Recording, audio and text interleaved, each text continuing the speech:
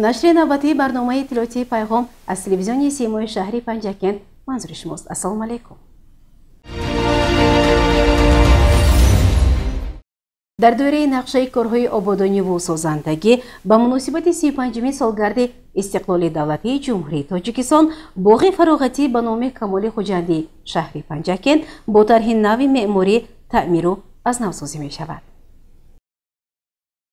باغ فرهنگی و فراغتی به نام کمال خوجندی شهر پنجکند با یکی از موضع‌های زیبا و استراحتی تبدیل خواهد یافت. با دستگیری مقامات اجرایی محلی حاکمیت دولتی شهر پنجکند از جانب صاحبکاری وطنی علیشیر بازارف، آن به طور زمانوی از نوسازی کرده می شود. ضمن بازدید رئیس شهر پنجکند عبدالخالق خالقزاده از این موضع اطلاع داده شد که عین زمان در باغ کارهای آبادانی و سازندگی و از نوسازی با طرح نو آغاز شده. اطراف کلی جوانان که در کنار باغ واقع است، راهروها با قمی مهین پوشیده برای استراحت و شناوری آماده کرده شده. کارها در این سمت با مرام ادامه دارد. قید گردید که مطابق لایحه باغ فرهنگی و فراغتی به نام کمال خوجندی شهر باستانی پنجکند مثل یک جای تماشا و استراحتی جهانی برج ایفلی پریش می گردد.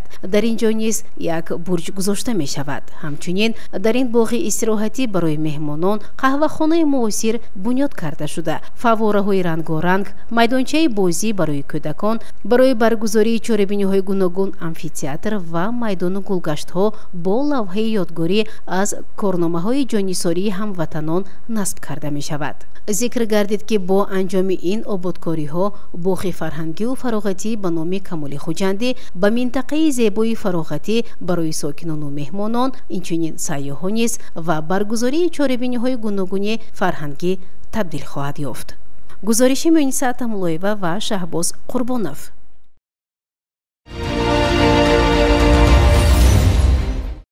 در کاخ فرهنگ شهری پنجکند مطابق نقشه چاره‌بینی‌های شورای ولایتی و شهری حرکت وحدت ملی و احیای تاجیکستان بخشیده به 80 سالگی غلبه، همایش علمی و ادبی تحت عنوان کارنامه و خاطره شهیدان جنگ فراموش نمی شود برگزار گردید.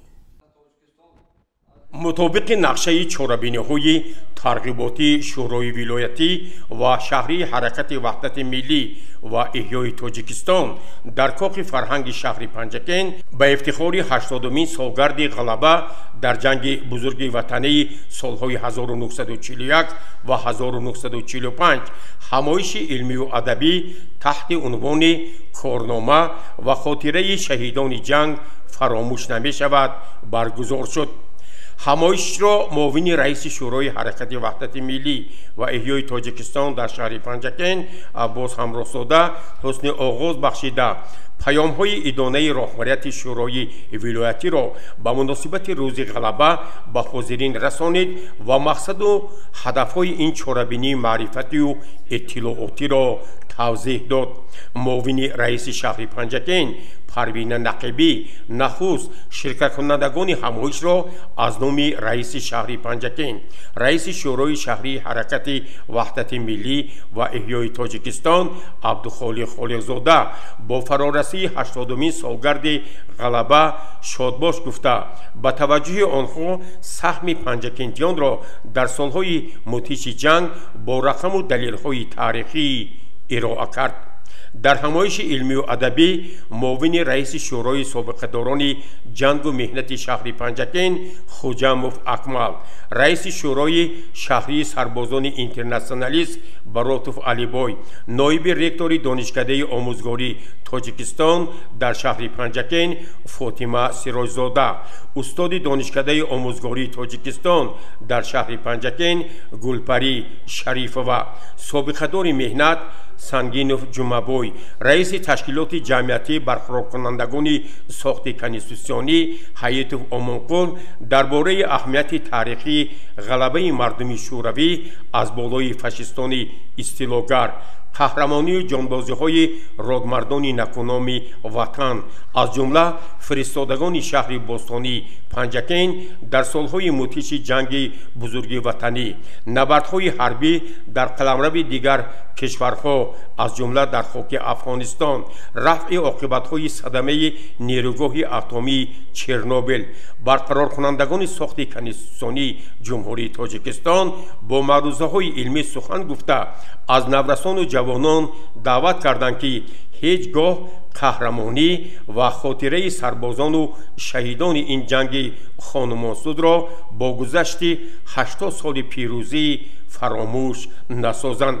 дар хотимаи ҳамоиш аз номи шӯрои вилоятӣ ва шаҳрии ҳаракати ваҳдати миллӣ ва иҳёи Тоҷикистон ба чанд нафар собиқадорони меҳнат, ҳамсарони фавдидаи иштирокчиёни ҷанги бузурги ватанӣ, сарбозони байналмилал, барқароркунандагони сохти конститутсионӣ, иштирокчиёни бартарафсозии садамаи нерӯгоҳи атомии Чернобил, фаъолони ҳаракати шаҳрии ваҳдати миллӣ ва иҳёи Тоҷикистон тӯҳфаҳои хотиравӣ ва ба собиқадори соҳаи тандурустӣ Ансорӣ Бахтиёрхон Қудратхон медали ҷашнии 80-солагии ғалаба дар ҷанги бузурги ватанӣ тақдим гардид. гузориши Аббос Ҳамроҳзода ва Шоҳҳусайн Солиҳов.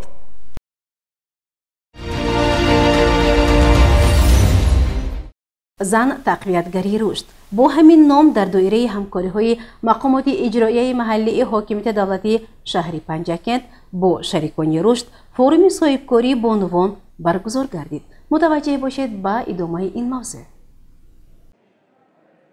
дар кохи фарҳанги ба номи Олим Бобоев форуми соҳибкории бонувон таҳти унвони зан тақвиятгари рушд баргузор гардид.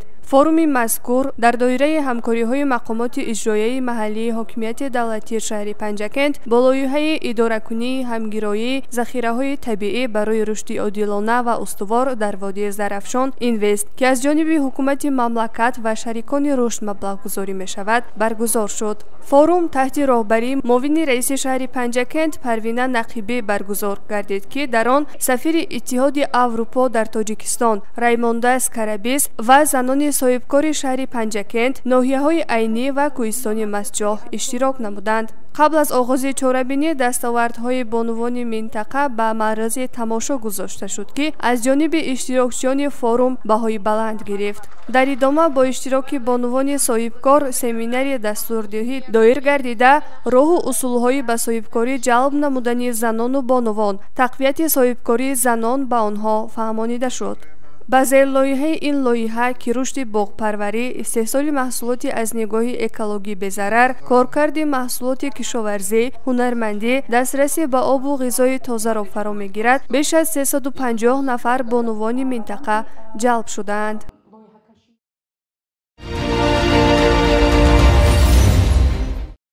мулоқоти навбатии гурӯҳи таблиғотии мақомоти иҷроияи маҳаллии ҳокимияти давлатӣ ва прокуратураи шаҳри Панҷакент дар ҷамоати деҳоти Шинг баргузор гардид. мутаваҷҷеҳ бошед ба гузориши ҳамкорони мо. дар ҷамоати деҳоти Шинг мулоқоти навбатии гурӯҳи таблиғотии мақомоти иҷроияи маҳаллии ҳокимияти давлатии шаҳри Панҷакент ва прокуратураи шаҳри Панҷакент баргузор гардид.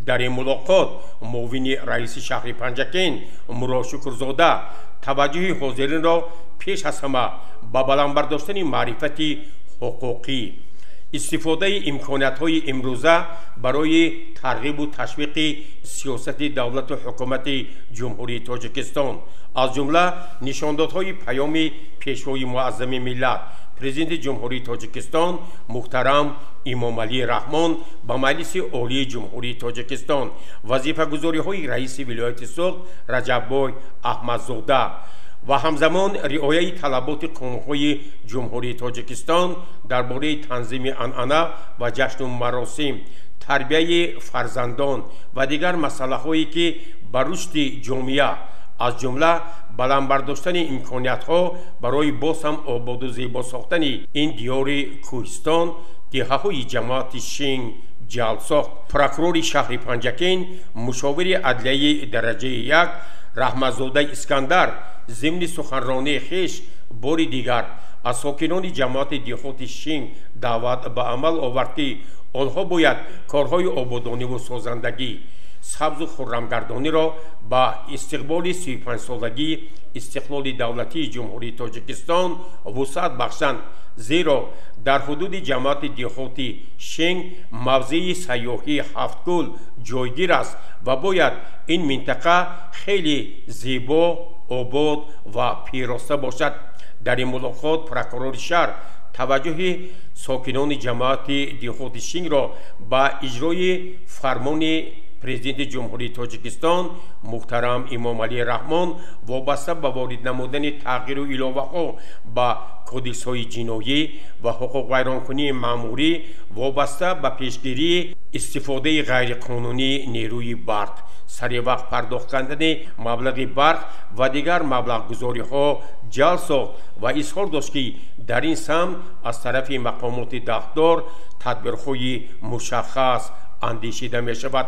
پروکورور شهر اسکندر رحمتزاده باری دیگر از ساکنان جماعت دیهاتی شینگ دعوت نمود که آنها باید برای شامل نشدن شهروندان مخصوصاً نورسان و جوانان به حزب و حرکت‌های اکستریمیستی و تروریستی استفاده غیر مقصدناک تلفن‌های موبیلی، همکاری با مکتب و همزمان بلند برداشتن معرفت حقوقی و انرژتیکی خویش تدبیرهای مشخص اندیشند.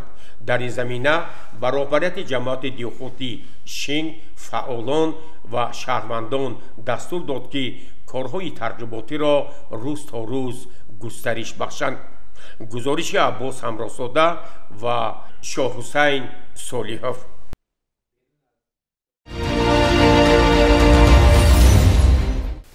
در شهر پنجکент دوره شهری آزمون جمهوری تاجیکستان وطنی عزیز من برگزار گردید.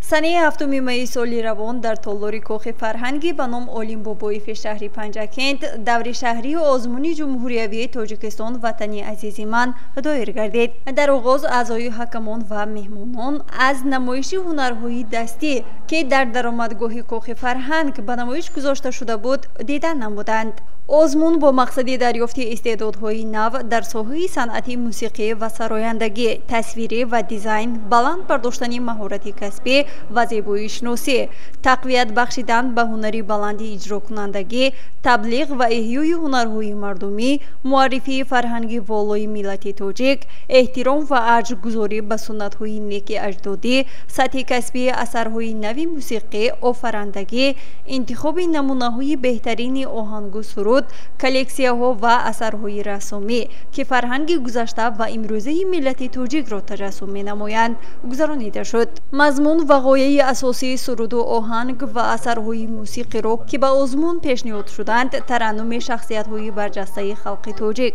دستاوردهای زمان استقلال دولتی، ارج گذاشتن به عنعنه‌های ملی و میراث پرقناوت نیاگان بود. آزمون از روی 5 نامیناسیون آهنگسازی، بسته‌کاری، سرایندگی، نوازندگی، صنعتی تصویری و دیزاین گذرانیده شد. در 5 نامیناسیون اثرهای پیشنهاد شدند که در موضوع زیبایی طبیعت و تاجیکستان، عشق و جوانی، وصف وطن و وطن دوستی، غایه‌های استقلال و آزادی، صلح و ثبات، وحدت و یکپارچگی تاجیکستان، ترنم سیماهای برجسته ملت، جشن‌های نوروز، مهرگان، سده، آب همچون منبع حیات، آبادی، احیای هنرهای مردمی و غیره تالیف شده بودند. با غالبانی دوره شهری آزمون جمهوری تاجیکستان وطنی عزیز من به دوره ولایتی آزمون راه خط داده شد. گزارش مرتبه رحمان و خیام جورایف.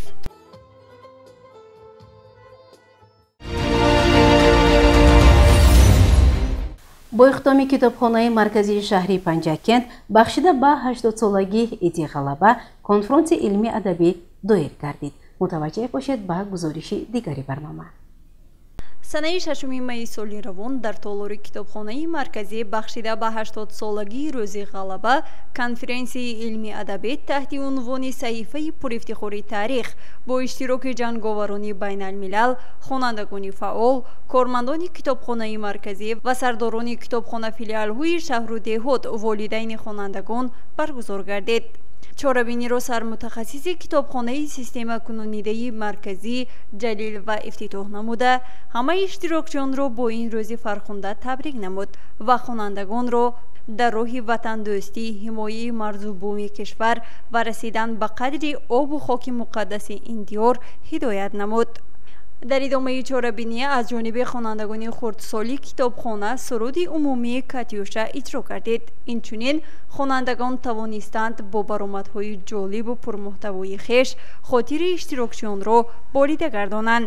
ҳамзамон сарбози байналмилал Малаев Анваршоҳ суханронӣ намуда қайд кард ки корнамоиҳои падару бобоёни мо дар замони ҷанги бузурги ватанӣ дар ақибгоҳ ва дар майдони ҷанг фаромӯш ношуда нест ва пос доштани хотири неки онҳо барои насли имрӯза дарси ибрат мебошад. дар фарҷом директори китобхона Бомулоева Зарина ҳамаи иштирокчиёнро бо ин рӯз шодбош гуфта миннатдории хешро барои ташкили ин чорабинӣ изҳор намуд.